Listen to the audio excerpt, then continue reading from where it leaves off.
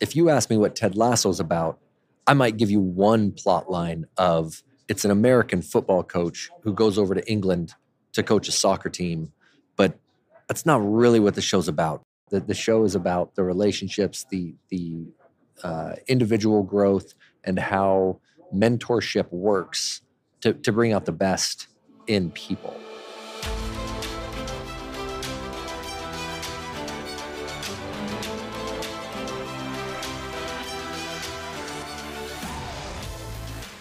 Welcome to the Cutting Edge Coaching Podcast, where we believe coaches are some of the most important teachers and leaders in the world, and they deserve to be supported.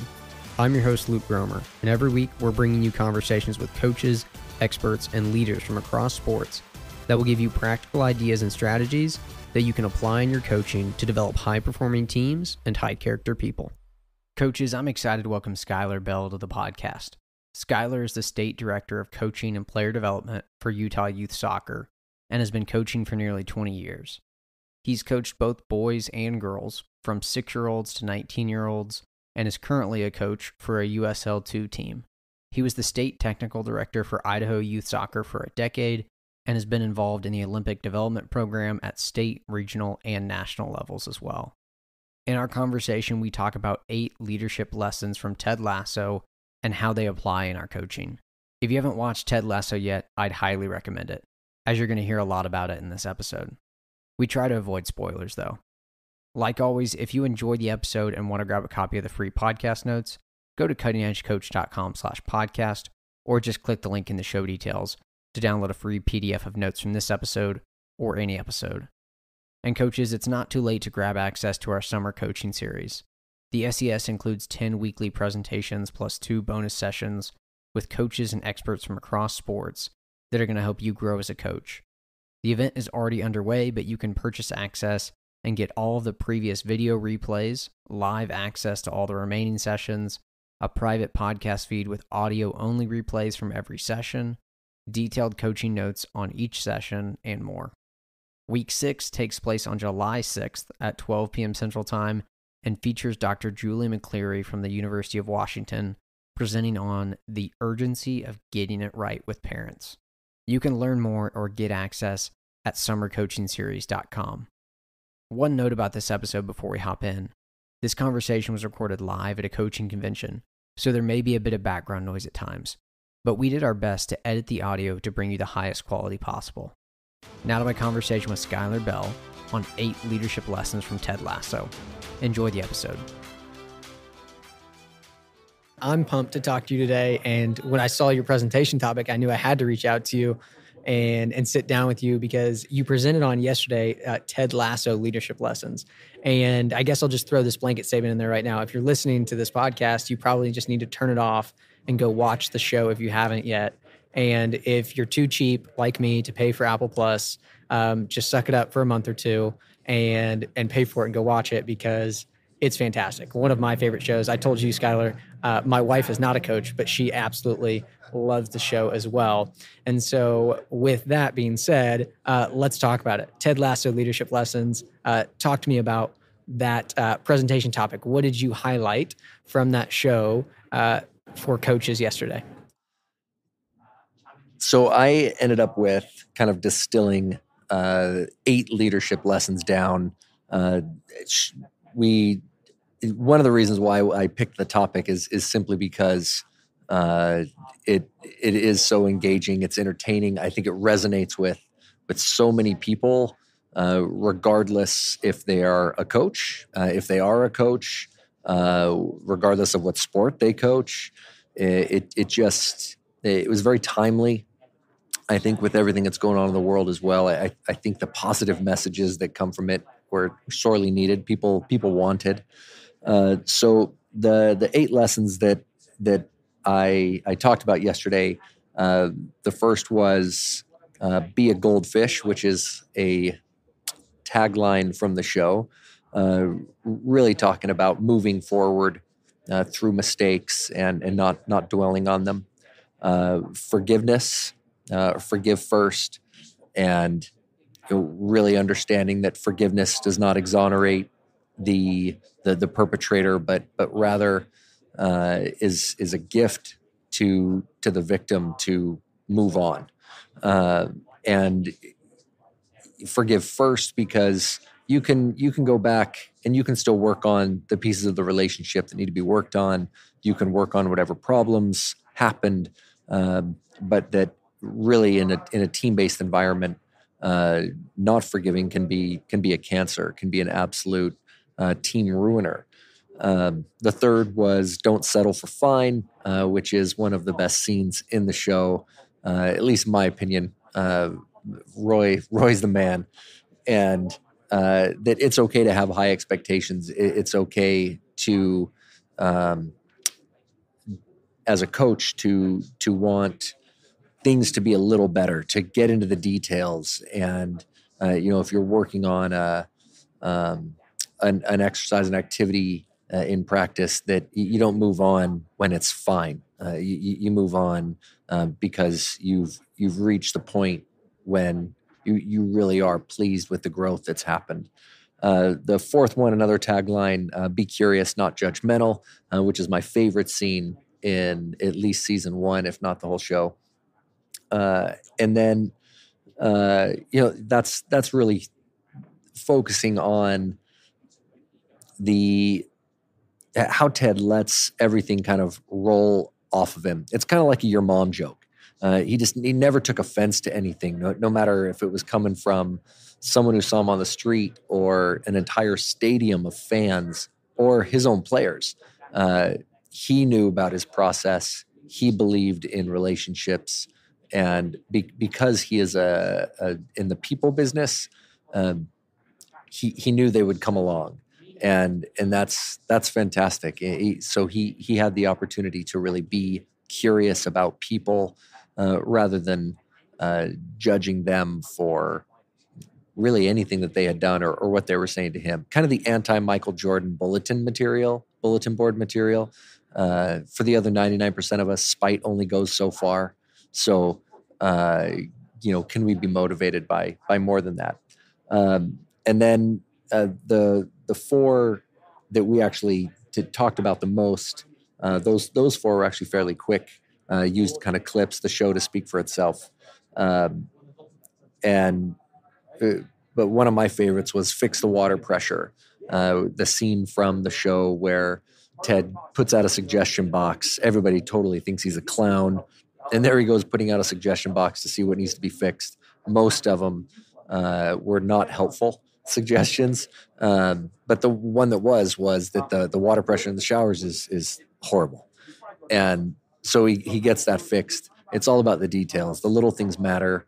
The aggregation of marginal gains is someone told me that's really what it's called. And so I'm just repeating that from a smart person. Football is life was the sixth. And that's really just about passion, about energy, about valuing those energy people, and wanting them on our teams, regardless of, are they at the bottom of the pecking order, the Gronks of the world. Gronk he's a glue guy, an energy guy. I'm not a Pats fan or a Tampa Bay fan, but just one of those teammates that everybody loves to have. Yeah, everybody wants Danny Rojas on their team. If you haven't seen the show, again, you just got to go watch it. Yeah. And if you don't smile when Danny Rojas is on the screen, you might not have a soul. Oh, for sure. I actually had a bet with a friend that when I put his picture up and went to this slide, that there would be an audible "football is life" from the crowd. Was there? I lost the bet. I was really sad about it. I told them that I was sad about it, and then a couple of people seemed like they were holding it in. So then it got released, which is good. And the biggest, the most important lesson that we talked about was the next one, which was "You'll Never Walk Alone," which is a Liverpool anthem. I am not a Liverpool fan, but it's the best anthem in the game. It's meaningful, and really to the show, it's Ted's connection to everybody, and then their connection to Ted. It's Rebecca picking Ted up when Ted is struggling and feeling alone. It's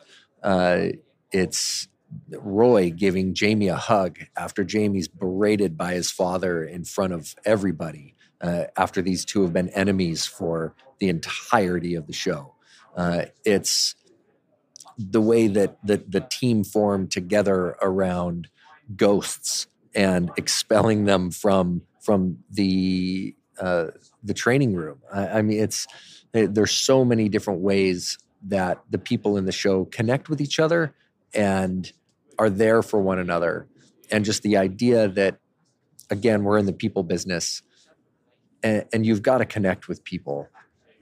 And then the last one, sometimes it's tea.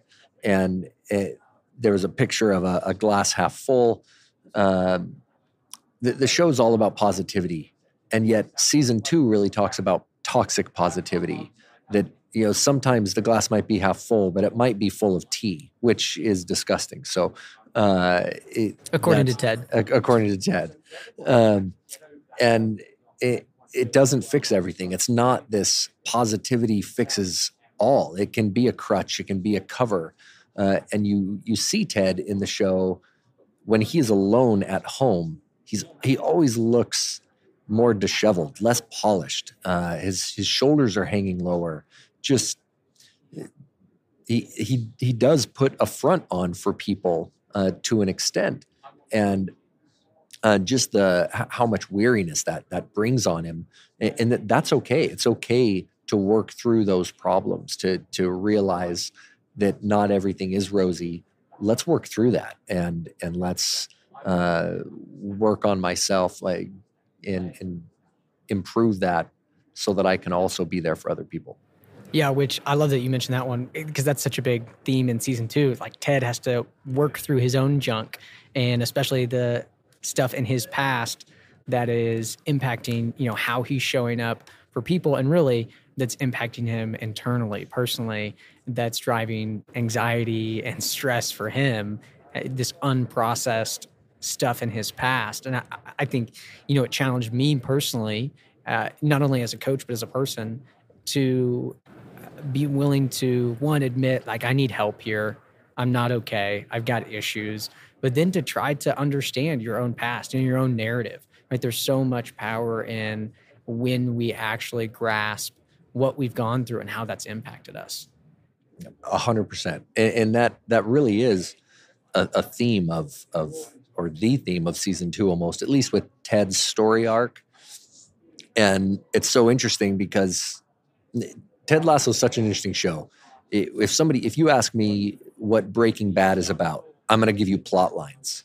If you ask me what Ted Lasso is about, I might give you one plot line of, it's an American football coach who goes over to England to coach a soccer team, but that's not really what the show's about. What the show is about is how it makes you feel, and that's what I'm going to tell people. So when I push Ted Lasso on people, and I have 10,000 times, I don't know how many people have my Apple login, but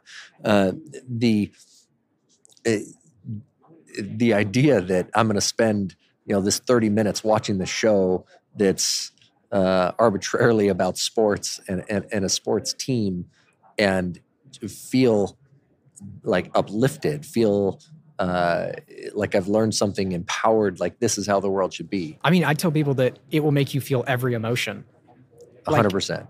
I legitimately mean, especially at the end of season 1, I finished season 1, I was like, I think I just experienced every emotion known to man in the course of 10, 30-minute episodes. Yeah. It's just unbelievable. Like, I've never watched another show like that makes you feel as much as it does. And like, just the range of emotions. Yeah. It's crazy. I mean, Jason Sudeikis, the incredible at what they do, incredible storyline. But you're right. Like, yes, the backdrop is this positive football coach that goes to coach soccer, which just sounds hilarious in itself, but it's really not about that. It's about the just so many deeply human topics. Yeah, absolutely. The original concept of Ted Lasso, if you remember, was a commercial when NBC took over the Premier League broadcast rights in America, and he's kind of this buffoon. He's an idiot, and it's hilarious. And when I heard they had turned into a show, my first thought was, this has got 2 episodes of life. There's no way it's going beyond that. And for a show about growth, I mean, in between 2015 or whenever that commercial came out and 2020 when Ted Lasso came out, he grew a lot. Very different character than that initial character and how it was written. And the jokes that came from those commercials are played in to the pilot and episode 2 a little bit, but it's just not what the show is about. The show is about the relationships, the individual growth, and how mentorship works to bring out the best in people. Yeah, absolutely. I'd love to just dive into a few of those 8 lessons that you shared a little bit more, because I think they're important for us to consider how we personally can apply that in our own coaching context with the athletes we lead and coach. And I want to talk about number 1, be a goldfish. One of my favorite lines from the show. And, to set it up, he's talking with a player like many of us have probably coached that really struggles to move beyond mistakes and gets really in his own head when he does make mistakes. And I think the exact quote is Ted says something like, Sam, do you know why a goldfish is the happiest animal in the world? And the player's like, what? And he's like, because he's got a 10-second memory, right? Like, be a goldfish, Sam. And I love that. And I think it's really, really, really powerful to consider in our coaching. I think first we need to consider, are we a goldfish as the coach? Yeah. And then 2, how can we help players be goldfishes? Essentially, how can we help players move on to the next thing, stay present in the moment, not get caught up in their mistakes? Talk more about that and maybe how you deploy that in your coaching or help coaches do that. I think the fear of moving forward is always that if I forget, if I'm a goldfish, I forget in 10 seconds, what am I going to learn? I need that process.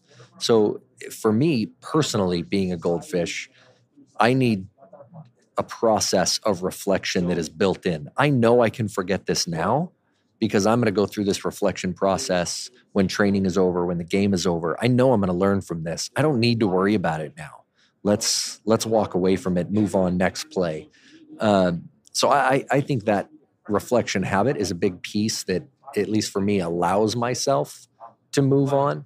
In terms of helping players, a lot of it is a confidence thing. It's the difference between expectations and reality. If anybody expects themselves to be perfect, they're going to be let down when they make their first mistake in a game or training or in whatever avenue. But you can move forward knowing that, okay, I did the best that I can to prepare, to kind of steal a John Wooden line. I did everything I can to be prepared for this. I am going to make mistakes. I know that, but keep moving forward. Dory would say, just keep swimming. She's not a goldfish, bluefish. And helping players to understand, hey, we can work on this piece. That's why we have practice next week. Don't worry about the mistakes. Just keep going, and have the confidence to do that. I think is liberating for athletes. Yeah, absolutely, man. Ted Lasso, Finding Nemo, so much good stuff. So much good stuff. So much. Yeah, I totally agree with you there. And the next one of those lessons I want to talk a little bit more about is the power of and importance of forgiveness. And there's multiple moments in the show where it's highlighted. And you alluded to it and mentioned it. I think it's so important for us to be honest and reflective, to determine if we're holding on to some bitterness towards, maybe it's players that we coach, maybe it's coaches we coach with, maybe it's parents of players that we coach, that we are holding on to these ways that we feel like we've been offended. And that lack of forgiveness, it doesn't hurt them, it hurts ourselves. So will you talk more about that? Like, why is it so important for us to be honest about that, to practice forgiveness, and maybe maybe in your own personal life, where's that shown up, or, in your experiences coaching, where have you had to do that? Yeah, I can think about the times when my emotions have gotten in my own way, when illogically I've responded a certain way or not been there for someone that I should have been, or when someone wasn't there for me. And very often it starts with some some perceived wrong that hasn't been forgiven, and it festers, and it gets worse when you haven't forgiven someone for something. You tend to there tends to be silence there, and silence atrophies compassion. It wears away at relationships, and you stop giving generous assumptions about people and their intentions, and you start being pessimistic and cynical, and everything they do is wrong. And it's just so easy to go from a close, tight relationship to one where you can't stand each other because of something small and then undiscussed, unforgiven. It forgiving doesn't erase the past. It enlarges the future. And on a team, when we can all count on one another, one broken link in the chain can be fatal. The commitment to forgive can really be the ultimate. I'm willing to put myself on the line for the team. I'm willing to be a team guy and not a me guy, a we, not a me, because it can be the hardest thing, going out there and giving everything I can on the field, leaving it all on the field, putting my body on the line. We train to do that, and it's not really that big of a risk. Putting ourselves out there emotionally can be a huge risk and can be very, very hard. Very important step. Yeah. Yeah, it's so good. I love that phrase, generous assumptions. That's one of the things that resonates with me so much about the show is Ted just continues to assume the best of people and to give people the benefit of the doubt, even after they have wronged him, and he's willing to forgive them. He continues to assume the best of the people that he's around. And there's so much power in that. I think that segues well into the next one I want to talk about, just being curious, not judgmental. Like, he assumes the best, and instead of being judgmental towards the players or other people, he gets really curious. Will you talk more about how we can do that, maybe how that shows up in our coaching, or how it should show up in our coaching? With youth players, I would say with any players, really. I think there can be a tendency to not always know the real person. We know the player. You can spout off every little technical flaw or technical strength, tactical advantage that they have. You can break down the player 80 different ways. But how many brothers and sisters do they have? What's their home life like? Have they ever had a close family member pass away? What's their relationships with drugs, alcohol, addiction? What challenges do they face at school? What kind of grades do they get? What subjects do they enjoy, struggle in? How do they fit in socially with the team? Sometimes I think we feel like we have a grasp on those things, and it's one of those things where you don't realize you don't until it's too late. And that curiosity about people, Sam is a great example. When Sam isn't quite playing to his potential, curious Ted asks the question, "Tell me about Sam. Where did he come from?" He's a highly regarded recruit. We brought him, or signing. We brought him in. He was rather young. Ted finds out he's underperforming, and he gets curious about it and looks into Sam as a person who's a very moral person. He stands for things, and who's also really far away from home and has those other factors playing into his performance. Exactly, and just putting together a little a birthday present, something from home to make him feel like people care and like there's a connection. And it made a huge difference in Sam's character, in Sam's response to the team, to Ted, and even the confidence that Sam has, which is fantastic, to say, hey, thanks for the little army guy, but I'll pass. It's kind of offensive and you didn't know it. Uh-huh. Yeah. And Ted not to take offense to that. This is something he's trying to share himself. Yeah. This is Ted, this is something my little boy gave me. This is a piece of me. Yes. And it was, nope.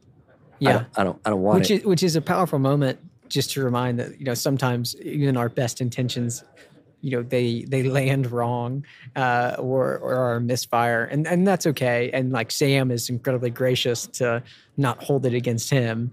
Just to be honest and say, actually, like, this is kind of offensive to me and how I grew up and what I experienced. Right. But still I recognize that you meant this with the best intentions.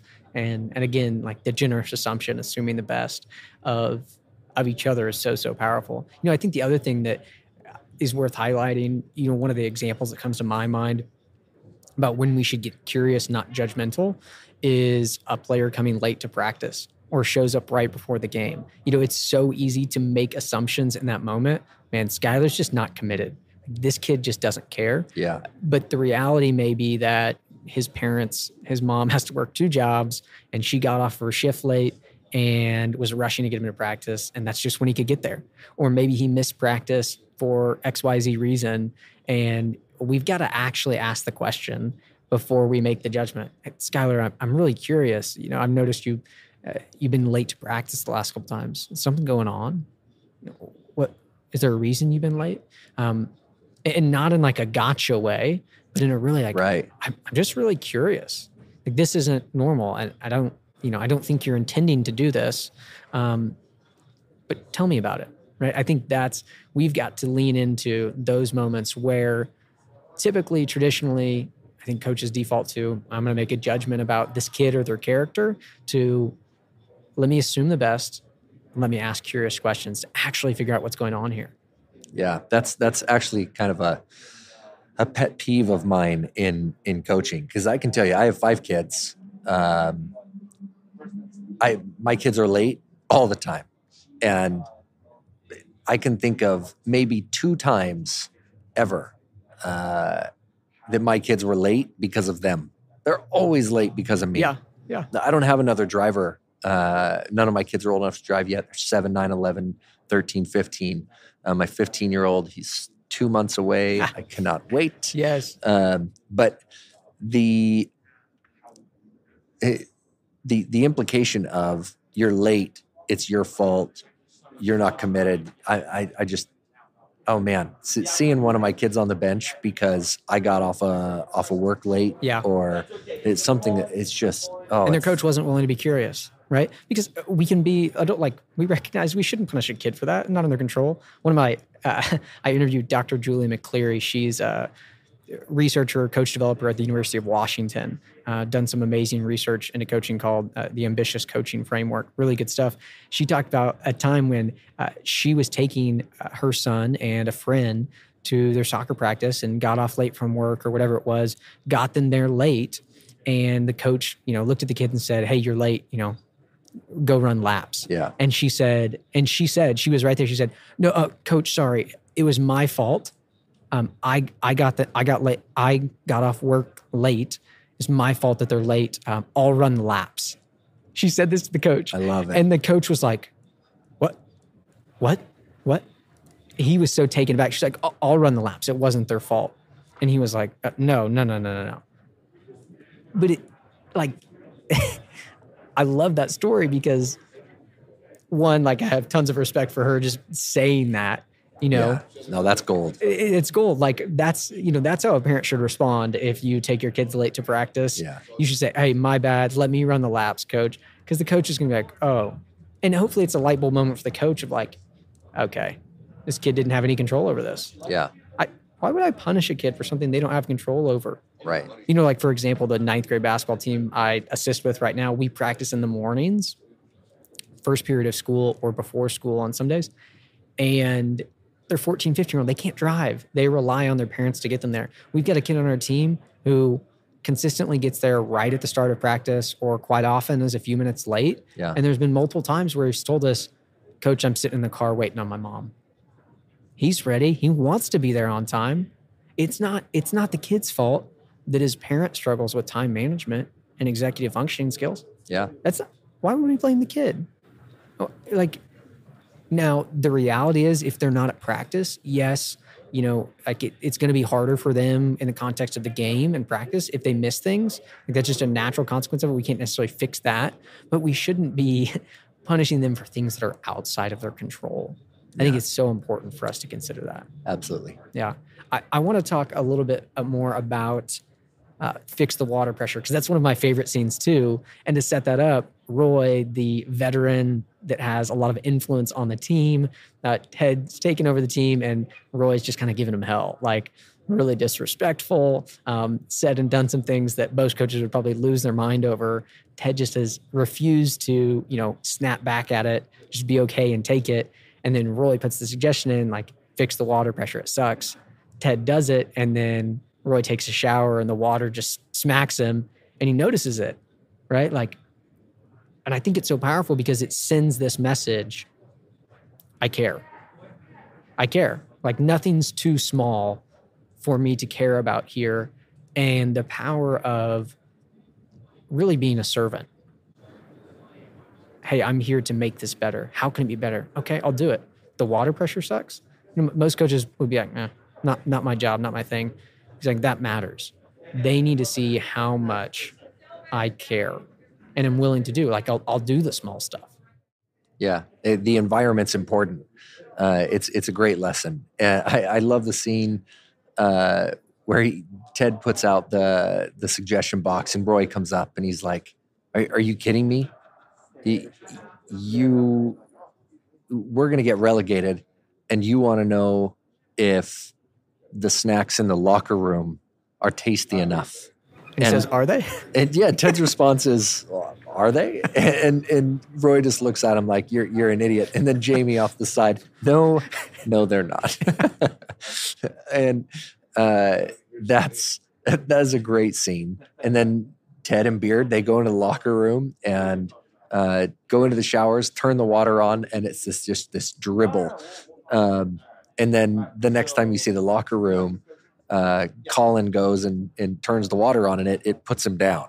And Roy's in the background, just this is it. This is water pressure. It's fantastic. Yeah, the little things matter, and the environment that we're in, the environments we put our players in. When I was no, I wouldn't say a young coach, but about 10 years ago, I had a mentor come and watch a training session that I had kind of cherry picked. I had invited him to come, give me feedback. And looking back on it, I think I just wanted to hear how good I was. So I picked a session I had run before. I was comfortable with it. I knew the players were going to do great. Had some great little catchphrases in it that I know he'd pick up on, because he liked that pithy little statements and coaching nuggets. And he comes out to watch, and he's got a clipboard and a stopwatch. And he says, "Good luck. Come talk to me after." From the moment I started practice, he's writing furiously. And by the end of training, I walk over. All he said to me was, "Let's have lunch in 2 weeks. I'll talk to you then." And he hands me 5 sheets of paper with a minute-by-minute breakdown of how the training had went. There was no opinion laced in his words. It was just factual. And in the 90-minute training session, the ball rolling time, or the time the ball was actually moving, was 47 minutes. And if you would have asked me what it was, I would have said 70, 75, 47. And out of 90, right? Out of 90. That's a lot of talking. That's a lot of dead time. Whether it's transition between activities, it's starting 5 minutes late. It's chatting. It's stretching during warm-ups. take a lap and stretch. I'll see you in 10 minutes. Whatever it happens to be, it changed how I coach fundamentally. And because of that, one little thing, my time management, over time made a huge difference in how much I was able to teach my players. In again, the aggregation of marginal gains, I'm looking at these little 1% improvements here and there. 1% better and in transition in between activities, 1% better with being able to get in with a coaching point and get them playing again, 1% better. And eventually it adds up to this massive change. Yeah, absolutely. I think that's so important and so powerful for us to focus on. I want to talk about one more of the leadership lessons that you mentioned earlier, and number 8 about sometimes it's tea, and really the toxic positivity that can be toxic. Will you talk more about what is toxic positivity? How does it show up? And how do we ensure that our positivity isn't that? No matter how hard we work, no matter how upbeat we are, we're going to encounter stumbling blocks, obstacles, losses. It's going to happen.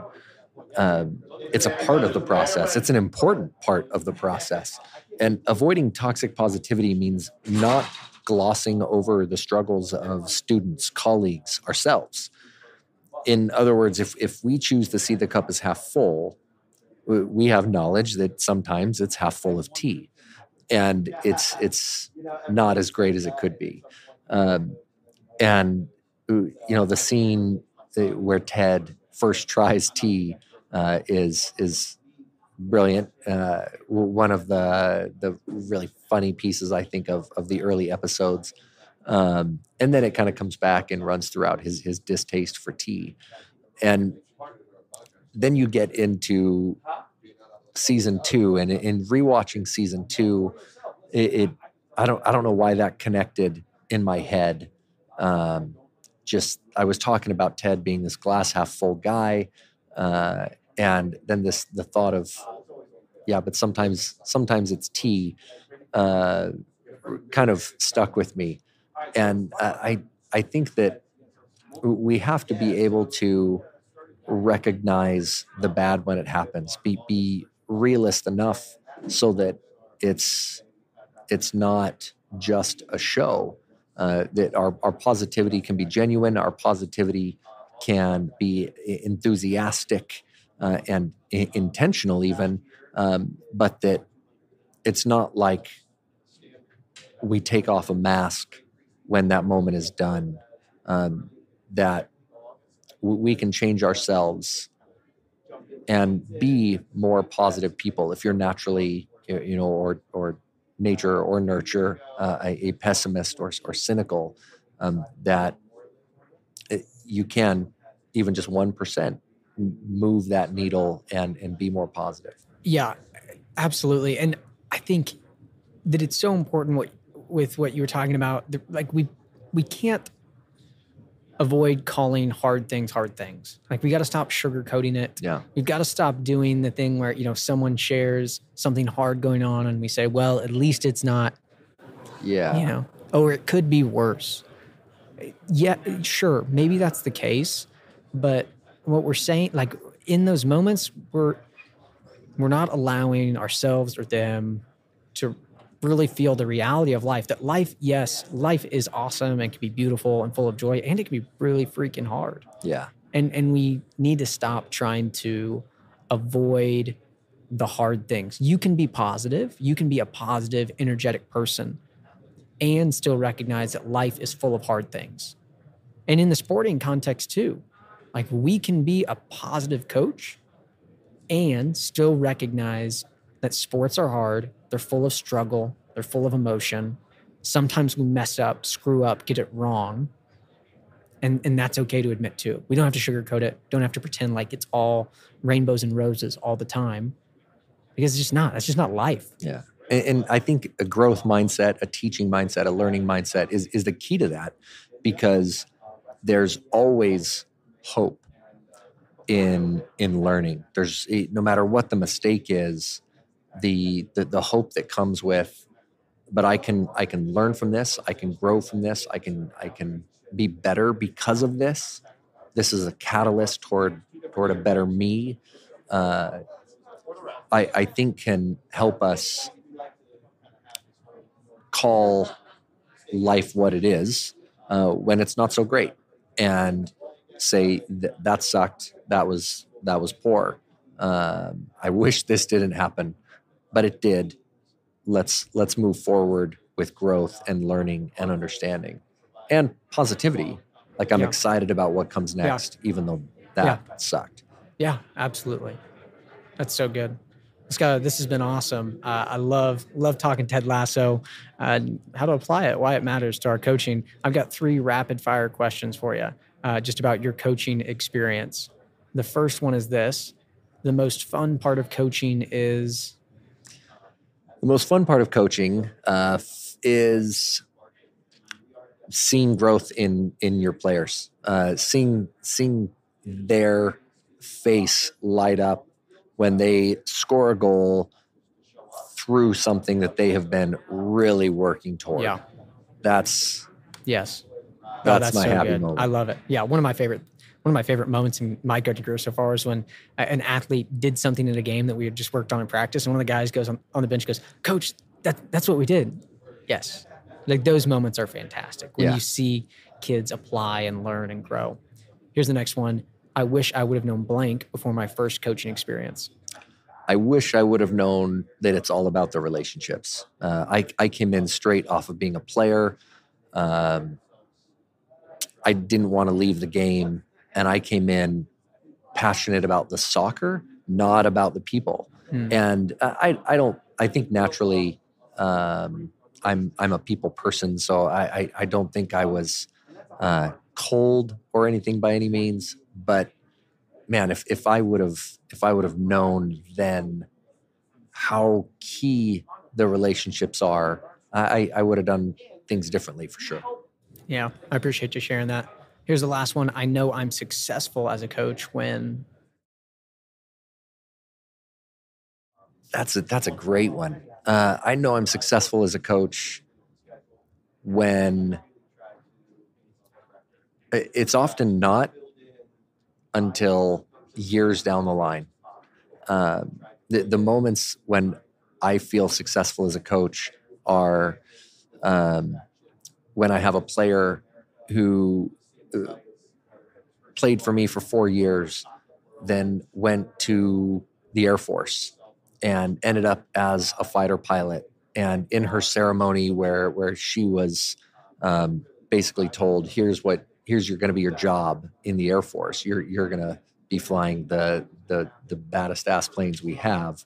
And she was able to say a few words. She mentioned her soccer coach from 5, 6, 7 years earlier, and the belief that he instilled in her as a female to do anything. And that was a moment when I went, okay, all right, this is worth it. Yeah, that's special. I got chills as you were sharing that. Skyler, this has been awesome. Before we wrap it up, just share with people where they can connect with you. Social media, Instagram, Twitter.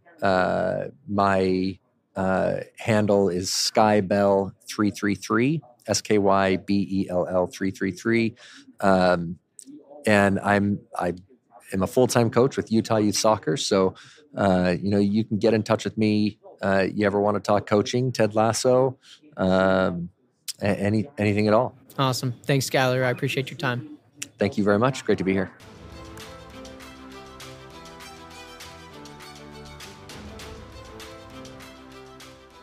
Coaches, thanks for listening to this episode, and thanks to Skyler for joining me. As always, if you enjoyed this episode and you want to grab a copy of the free podcast notes, go to cuttingedgecoach.com/podcast, or just click the link in the show details. Here are my 3 takeaways from this episode. Number 1, be a goldfish. We as coaches must be goldfish. We must model an ability and commitment to move on and learn from our mistakes instead of dwelling on them.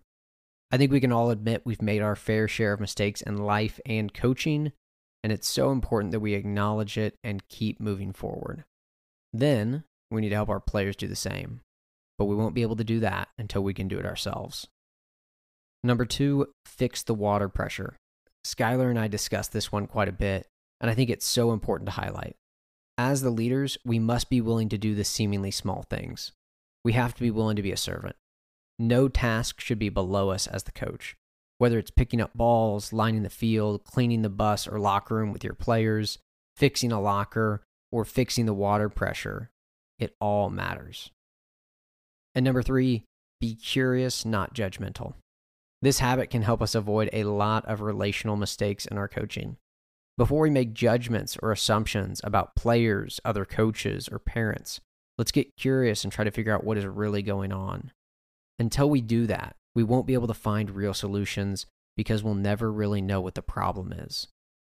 We talked about some really practical examples of how this can play out in our coaching, and I'd encourage you to consider the ways in which you could adopt a curious mindset in your coaching and leading, and how it might benefit your players and your program. And hey, don't forget to check out summercoachingseries.com to learn more or get access to the 2022 Summer Coaching Series. I hope to see you this summer. Thanks for listening to the podcast.